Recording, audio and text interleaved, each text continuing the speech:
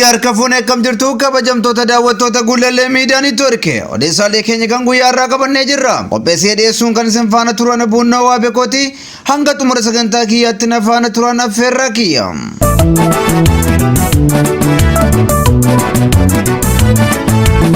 Walitti bu'iinsi waraana bilisummaa Oromoo fi loltoota mootummaa jabaatee itti fufuun gabaafame.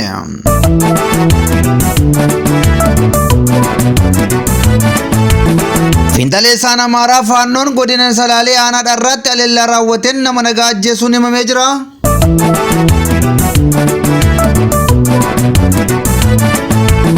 Waraanni sirna PP deeggaran godina Qellem Wallaggaatti qonnaan bulaa tokko ajjeesuun himamee jira.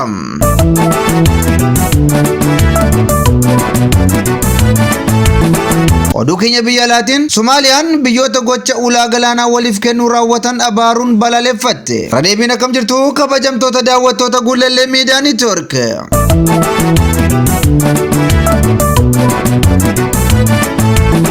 Walitti bu'iinsi waraana bilisummaa Oromoo fi loltoota mootummaa jabaatee itti fufuun gabaafame. Waraansi mootummaa Itoophiyaa fi waraana bilisummaa Oromoo kan durii caalaa babal'achuun adeemsifamaa jiraachuu maddeen keenya nuuf himanii jiru.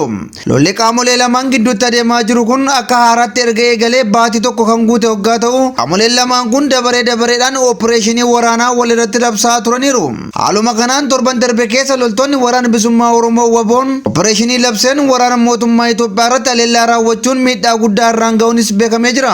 Aleellaan loltoonni waraana bilisummaa Oromoo funyaan Finfinnee jala seenuun geessisaa jiran kun mootummaa biyyattii rifaasisaa fi sodaachisaa jiraachuunis ibsamee jira. Lolli kun guyyaa har'aas godina Wallagga Lixaa bakkoota hedduutti kan raawwatame waggaa ta'u, gandoota aanaa Beegii hedduu keessatti kan adeemsifame ta'uunsaas hubatamee jira. Itti dabalataan magaalaa Beegii keessatti lolli cimaan geggeeffamuun kan dhaga'ame waggaa ta'u, miidhaan uummata nagaarra ga'ee jiraachuun hanga ammaatti hin hubatamne. Gama biraatiin xiyyaaronni nama maleeyyii aanota godina Wallagga Lixaarra balali'aa waan turaniif ummanni yaaddoo keessa jiraachuu hubachuun danda'amee jira.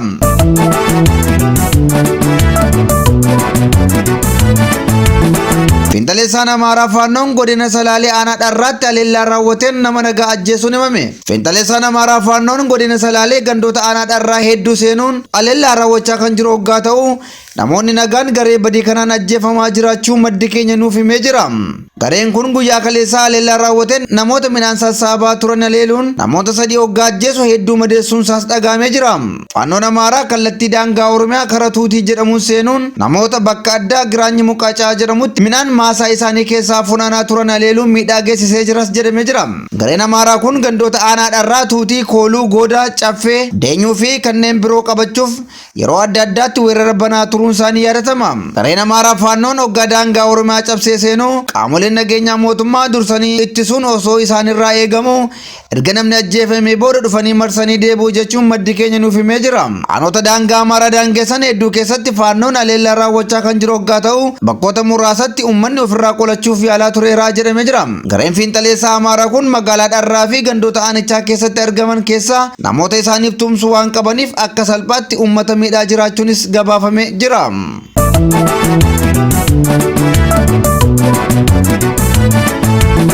Waraanni sirna PP deeggaran godina Qellem Wallaggaatti qonnaan bulaa tokko ajjeesuun himame. Waraanni PP godina Qellem Wallaggaa aanaa Gidaamii magaalaa Somboo keessatti qonnaan bulaa tokko ajjeesuu maddi keenya GMN itti himee jira.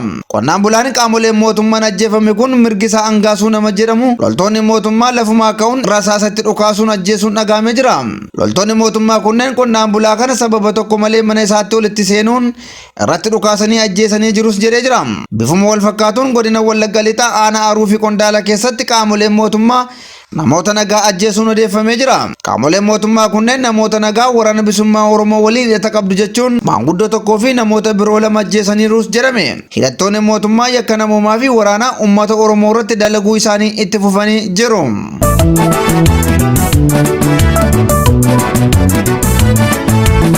Somaaliyaan biyyoota gocha ulaa galaanaa waliif kennuu raawwatan abaaruun balaaleffatte. Guyyaa kaleessaa biyyi beekamtii idil addunyaa hin qabne Somaalilaand ulaa galaanaa Itoophiyaaf kennuu ishee hordofuun Somaalilaand kiyya kan jettu biyyi Somaaliyaa waliigaltee qaamolee lamaanii abaaruun balaaleffattee jirti. Waliigaltee biyyoota lamaanii booda walgahii ariifachiisaa kan waame paarlaamaan Somaaliyaa waliigaltee fudhatama hin qabnetu Itoophiyaa fi qaama kiyya kan taate Somaalilaand gidduutti raawwatame jechuun balaaleffattee jirti. Paarlaamaa biyyattiif dubbii kan taasisan pirezidaantiin biyyattii Hassan Sheikh Mohamud Mahamuud biyyoonni ollaa wal utubuun wajjin jiraachuu malee dubbii wal irratti barbaaduun wal tuttuquun gaarii miti jechuun Itoophiyaaf dhaamanii jiru.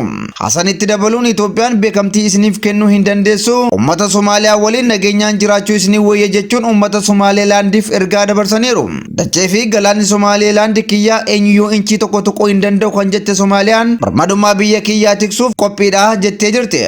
Gocha biyyoonni lamaan taasisaniin kan dallante Somaaliyaan ambaasaaddara ishee Finfinnee jiru gara biyyaatti waamtee jirti. Itoophiyaan gama isheetiin ulaa galaanaa argadhu malee nageenyi kiyya rakkoo keessa jira kan jette hoggaa ta'u biyyoota akka Eertiraa fi Somaalilaand ulaa galaanaa akka qoodaniif gaafachuun ishee ni yaadatama. Gaanfa Afrikaatti balaan uumamuuf jira jechuun xiinxalaa kan turan namoonni hedduun waliigaltee Itoophiyaa fi Somaalilaand taasisan kana irratti yaada kennuurraa of qusatanii jiru.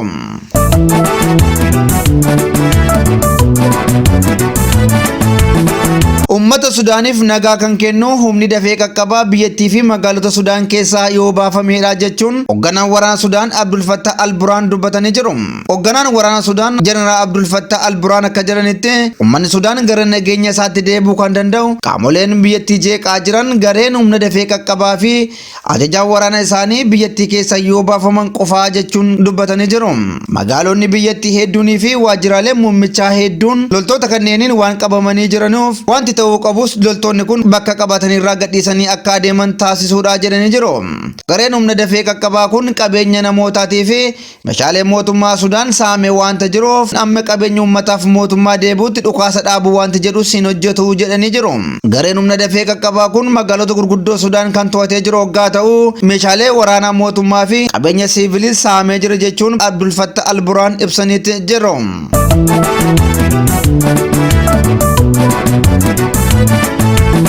Fayyan kabajamtoota daawwattoota Gullallee Miidiyaa Neetwoorkii odeessaaleen keenya kan guyyaa irraatiif qabanne kan hangasii ture qopheessee dhiyeessuun kan isin faana ture ana Bunnoo Waabekooti.